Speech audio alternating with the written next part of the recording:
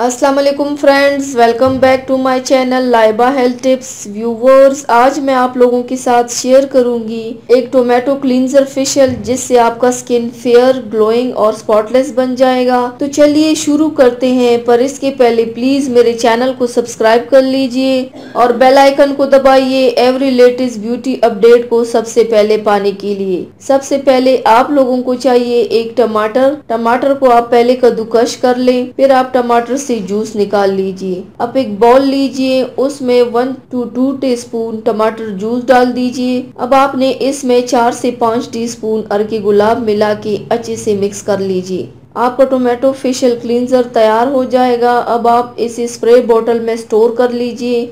टमाटर बहुत बेनिफिशियल है जो कि स्किन को फेयर और ग्लोइंग बनाता है और स्किन से सन टैन को रिमूव करता है। अर्के गुलाब स्किन को सॉफ्ट बनाता है और स्किन से हर तरह के dirt, white heads, black heads को हटाता है और स्किन को क्लियर बनाने में हेल्प करता है। अब आप इसे अपने चेहरे पर अप्लाई कीजिए। रोजाना इस क्लींजर का स्प्रे कीजिए। ये स्किन को ग्लोइंग, क्लियर और स्पॉटलेस बनाता है। ये क्लींजर आपकी स्किन को फेयर बनाने में बहुत हेल्प करेगा।